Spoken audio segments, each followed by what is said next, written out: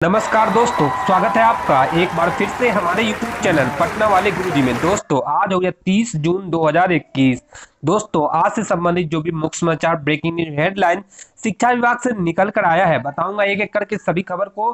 कोई भी खबर आपके लिए इंपॉर्टेंट हो सकती है, इसलिए सभी खबर को अंत तक जरूर देखें दोस्तों।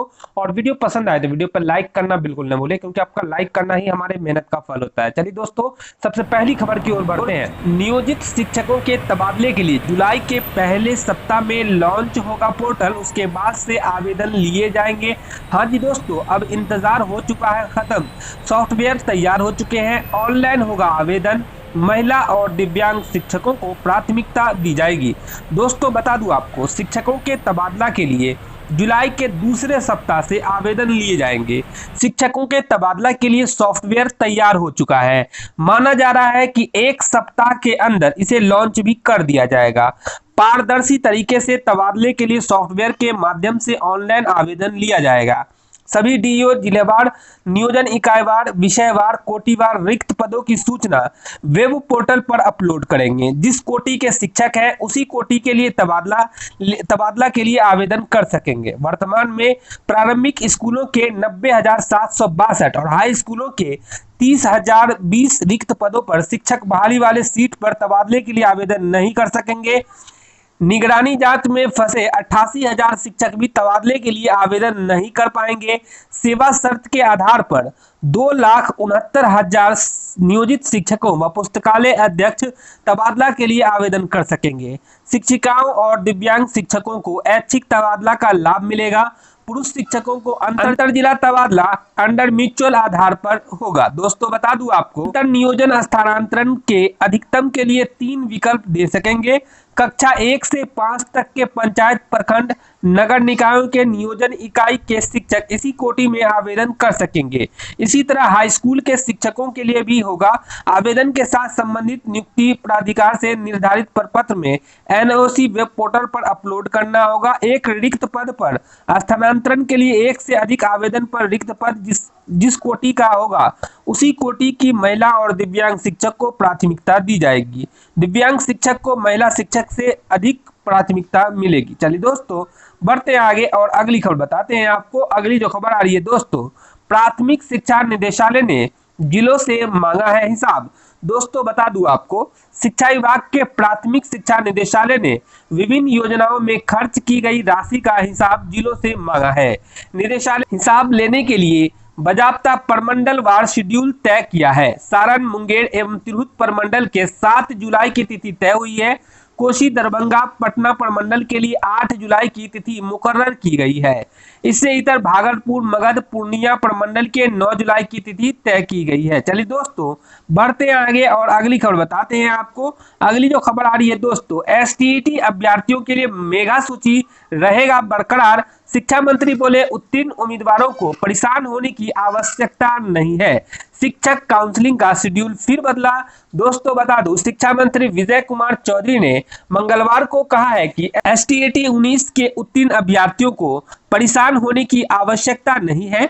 जो अभ्यर्थी उत्तीर्ण एवं मेगा सूची में है उनकी स्थिति पूर्ववत बरकरार रहेगी। उन्होंने कहा है कि कोई भी अभ्यर्थी मेगा सूची से बाहर नहीं कर सकता।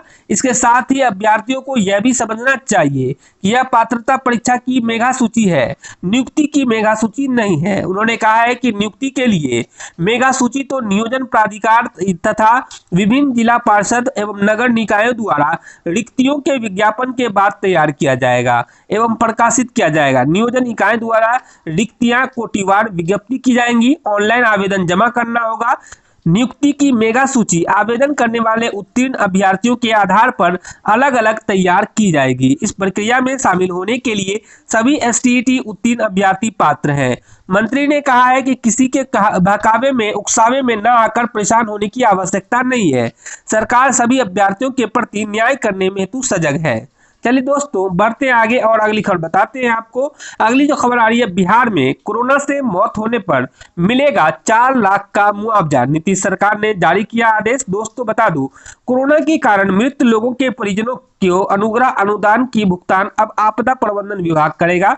स्वास्थ्य विभाग की अधियाचना के बाद आपदा प्रबंधन विभाग ने इसकी अधिसूचना जारी कर दी है। साथ ही यह भी साफ कर दिया है कि बिहार से बाहर मरने वाले राज्यवासी के परिजन यह लाभ नहीं ले पाएंगे।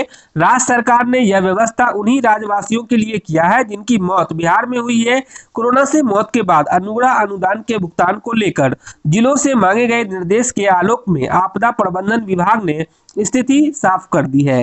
विभाग ने कहा है कि राज्य के भीतर मरने वाले उन्हीं लोगों के निकटतम आश्रितों को 4 लाख की राशि दी जाएगी जो राज्य के दूसरे राज्यों के वासी और बिहार के ऐसे वासी जिनकी मौत दूसरे राज्य में हुई हो उनके परिजनों को यह लाभ राज्य सरकार नहीं देगी। इससे पहले पूरी व्यवस्था को लेकर जारी किए गए निर्देश में आपदा प्रबंधन विभाग के अपर मुख्य सचिव प्रत्यय अमृत ने कहा है कि राज्य सरकार ने शुरू से इस बीमारी से मरने वालों के परिजनों के लिए यह व्यवस्था की है। पैसे का भुगतान मुख्यमंत्री राहत कोष से होता है, लेकिन कोविड-19 महामारी को केंद्र ने अधिसूचित आपदा में शामिल कर लिया है। लिहाजा अब इस व्यवस्था के तहत मिलने वाले अनुग्रह अनुदान का भुगतान आपदा प्रबंधन विभाग से ही होगा। यह व्यवस्था 31 मार्च 2022 तक लागू रहेगी। अपर मुख्य सचिव ने कहा है कि अब तक इस व्यवस्था के तहत मुख्यमंत्री राहत कोष से 3737 मृतकों के आश्रितों को 4 लाख रुपए का भुगतान किया जा चुका है। शेष जो भी आवेदन होंगे उनका निपटारा अब आपदा विभाग से किया जाएगा। चलिए दोस्तों बढ़ते आगे और अगली खबर बताते हैं। अगली जो खबर आ रही, कैबिनेट से मंजूरी के बाद होगा कार्यक्रम घोषित। हाँ जी दोस्तों, राज्य के 8400 से अधिक पंचायतों में चुनाव का शेड्यूल तैयार हो गया है। शेड्यूल के अनुसार 10 चरणों में पंचायत चुनाव की तैयारी है। राज्य निर्वाचन आयोग ने शेड्यूल को अंतिम रूप दे दिया है।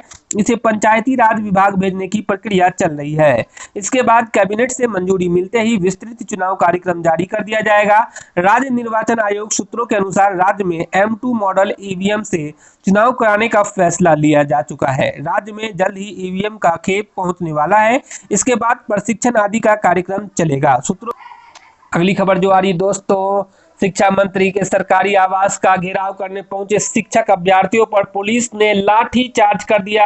हाँ जी दोस्तों, बता दूं आपको, ये सभी ऐसे अभ्यर्थी थे जो पहले एसटीईटी 2019 के qualified and in merit list में शामिल किए गए थे। Qualified and in merit list समाप्त किए जाने के विरोध में उसमें शामिल अभ्यर्थी मंगलवार को इको पार्क के पास जुटे। वहां से चलकर अभ्यर्थी शिक्षा मंत्री के आवास बाहर जमा हो गए। प्रदर्शनकारी qualified and in merit list को समाप्त नहीं करने तथा उसमें शामिल सभी अभ्यर्थियों की नियुक्ति की मांग कर रहे थे। स्थिति की जानकारी मिलते ही पुलिस तत्क्षण वहां पहुंची तो प्रतिबंधित क्षेत्र होने की वजह से प्रदर्शनकारी अभ्यर्थियों से उसे खाली करने को कहा गया। इसके लिए जब प्रदर्शनकारी अभ्यर्थी तैयार नहीं हुए तो दोनों पक्षों के बीच तीखी नोकझोंक शुरू हो गई। चलिए दोस्तों, न्यूज देखने के लिए बहुत बहुत धन्यवाद। आपका न्यूज पसंद आया हो तो वीडियो को लाइक अवश्य कर दे दोस्तों, क्योंकि ये शिक्षकों के लिए बनाया गया चैनल है, इसलिए आप लाइक करेंगे तो लोगों तक ज्यादा से ज्यादा वीडियो पहुंच पाएगा और लोग देख पाएंगे और शिक्षा विभाग से संबंधित अपडेट से अवगत हो पाएंगे। इसलिए दोस्तों वीडियो को लाइक करें, शेयर करें। दोस्तों यदि आप इस चैनल पे नए आए हैं तो इस चैनल को जरूर सब्सक्राइब कर ले और घंटी के बटन को जरूर दबा ले। इससे फायदा ये होगा कि इस चैनल पे कोई भी शिक्षा विभाग से संबंधित अपडेट आएगा तो इसका नोटिफिकेशन आपके मोबाइल पे तुरंत मिल जाएगा दोस्तों।